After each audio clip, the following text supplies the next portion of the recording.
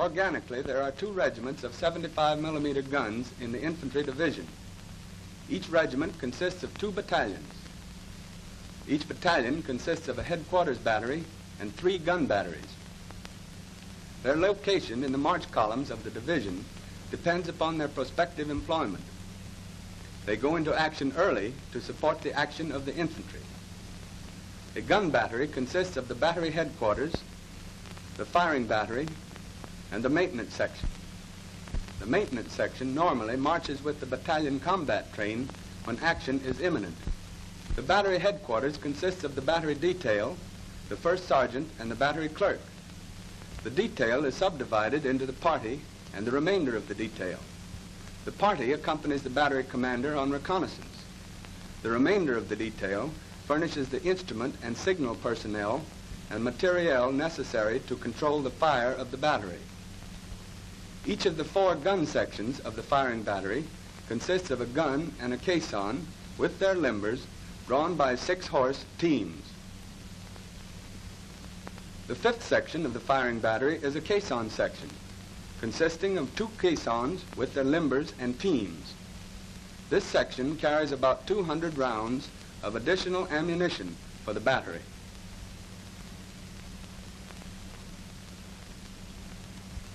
The Red First Army has succeeded in effecting a landing at Baltimore and is endeavoring to secure the adjacent country prior to the arrival of Blue forces. The Blue First Corps, which has mobilized in the area Frederick, Libertytown, Newmarket, receives orders to operate north of the south branch of the Patapsco River, driving the enemy east of the north branch of that river and securing the crossings. The 1st Division, marching in 1 column, precedes the remainder of the 1st Corps by 1 day's march via Taylorsville and the Liberty Turnpike. As the advance guard of the division approaches the north branch, it is stopped by machine gun fire from across the river. Unable to force a crossing, it deploys on the high ground west of the river. From prisoners, it is learned that the enemy force consists of the Red 6th Brigade with a light artillery regiment attached. It is holding the high ground between Locust Run and Falls Run. The division commander decides to attack, developing the Red north flank. The 2nd Brigade on the left will deliver the main blow. The 2nd Field Artillery supports this brigade. The 1st Battalion of the 2nd Field Artillery supports the 3rd Infantry. During a halt shortly after contact has been gained, the battery commander of Battery A receives oral orders to report to the head of the battalion with his party. When action is imminent, reconnaissance parties are sent forward early to facilitate the prompt reconnaissance of positions. As the battery commander and his party mount up, the executive comes forward from his position at the head of the firing battery. The battery commander tells the executive to take charge of the battery and to continue on in the march column. He then moves forward with his party and his reconnaissance officer. Upon arrival at the head of the battalion, the party is dismounted and posted in the column. The officers join the battalion S1 and await the arrival of the parties of the other batteries. S1 explains that the battalion commander is forward with the regimental commander on reconnaissance. He then points out details of the situation on his map. Meanwhile, the battalion commander has heard the regimental order. He has reconnoitered the battalion position and selected an observation post. While awaiting the arrival of the battery commanders, he discusses the situation with members of his staff and assembles the data for his battalion order. As the battery commanders approach, the battalion S2 is sent to meet them and to direct them to the battalion observation post. The battery commander of A battery disposes his party under cover and proceeds dismounted with his reconnaissance officer. When all battery officers have assembled at the observation post, S2 explains the situation, pointing out locations on the map and on the ground. He then designates the battalion reference point. The battery commanders then report to the battalion commander, who issues his oral order for the attack. The battalion will support the 3rd Infantry, The normal zone for all batteries will be the zone of action of the 3rd Infantry. The gun position and observation post of each battery will be as indicated on the battalion commander's map, or as pointed out on the ground. Instructions regarding anti-aircraft defense, communication, and the location of the battalion command post are included. A tentative location for Battery A's observation post is indicated on the ridge near that of the battalion. The battalion reconnaissance officer gives instructions to the battery reconnaissance officers regarding the details of the survey work to be performed, the location of the battalion base point, and information required to facilitate fire direction. After receiving the battalion order, the battery commander rejoins his party. He leads them mounted to the vicinity designated for his observation post. Accompanied by his reconnaissance officer, he quickly reconnoiters a suitable observation post on this ridge. He then issues his instructions to his reconnaissance officer concerning the organization of the observation post, the initial data to be secured, the method of laying, the tentative gun position, and the communication to be established.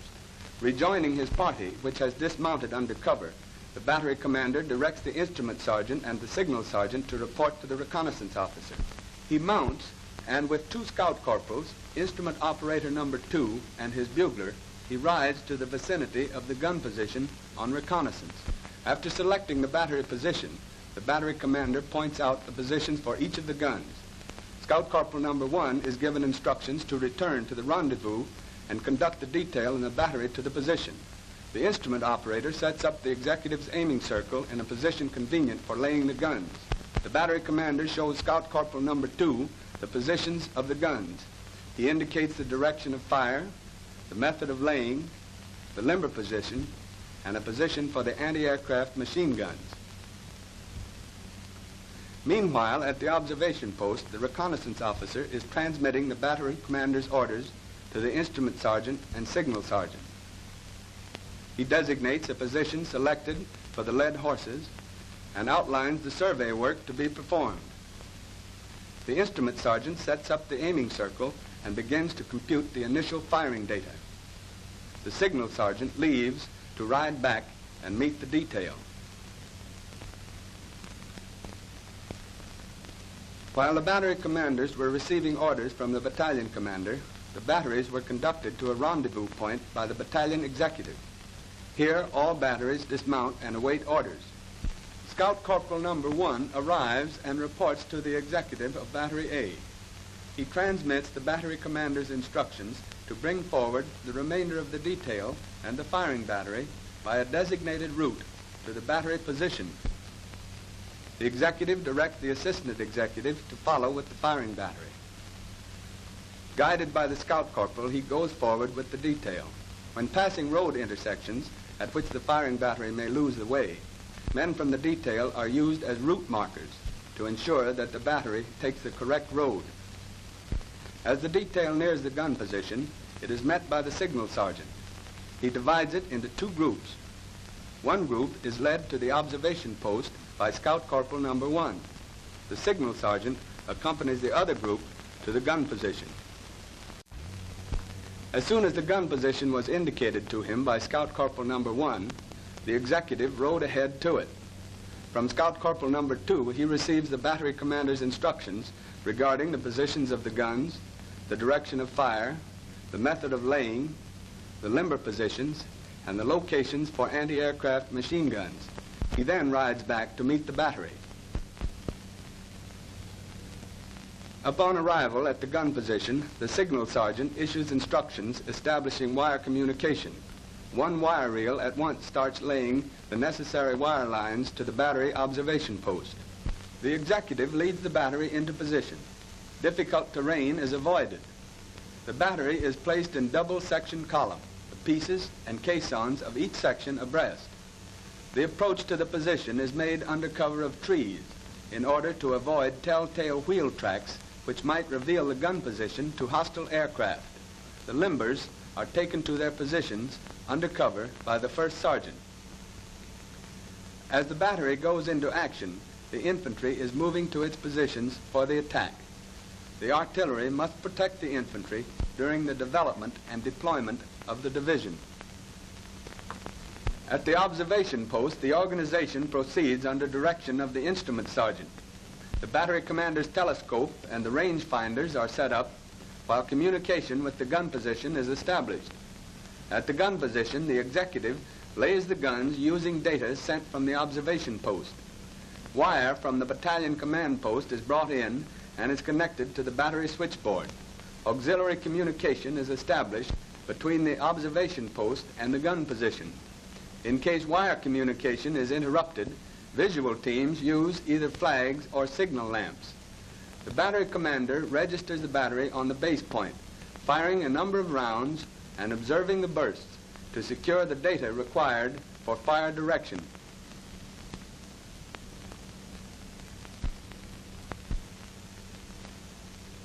Meanwhile, the reconnaissance officer completes his survey work. He locates accurately on the map the positions of the base piece and base point. The anti-aircraft machine guns of the battery go into position on a nearby crest. The battery is now in position, ready to execute such fire missions as may be ordered. A staff officer from the battalion arrives at the battery observation post with an overlay and a schedule of fires for the attack. The battery commander hands the overlay to his reconnaissance officer, who starts at once to prepare the necessary firing data, checking over with the battalion staff officer the information contained on the overlay.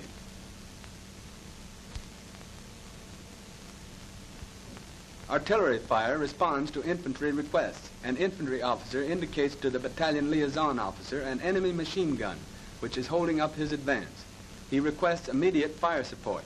The liaison officer reports the target by radio to his battalion commander, stating that he is able to observe the fire from his position.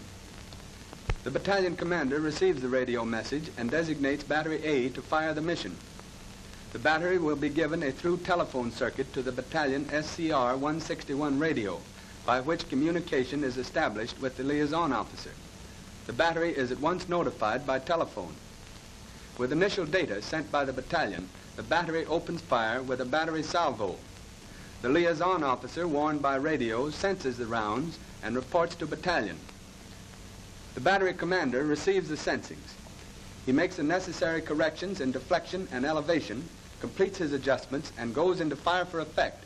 The shells are fired at the target as quickly as possible. The target area is covered by a rapid burst of fire, putting the hostile machine gun out of action. At H hour, the attack is launched. All batteries deliver the fires ordered by the battalion commander. Concentrations are delivered for 5 minutes on the forward objectives 1, 2, and 3. At H hour plus 5 minutes, all batteries suspend firing for 3 minutes, while concentrations are lifted to rear objectives.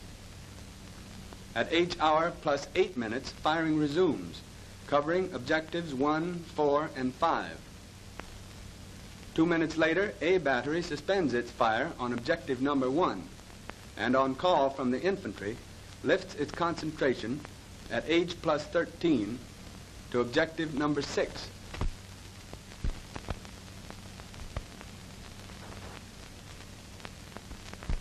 A message from the battalion commander warns the battery commander to prepare for prompt forward displacement and to join the battalion commander at Haight for reconnaissance. He issues instructions to the instrument sergeant to have the party ready for prompt movement and to warn the executive. Members of the detail who are not on duty are assembled under cover near the observation post. Led horses for those on duty are ready. A telephone message informs the battery commander that the battery is to move forward at once. While the command post is going out of action, the battery commander prepares to go with his party to Haight. From here, he will go forward with the battalion commander on reconnaissance. The battery commander issues the necessary instructions for the movement to the reconnaissance officer, designating crossroads 659 as a rendezvous, where he will conduct the battery and there await further instructions. He mounts and with his party goes to meet the battalion commander.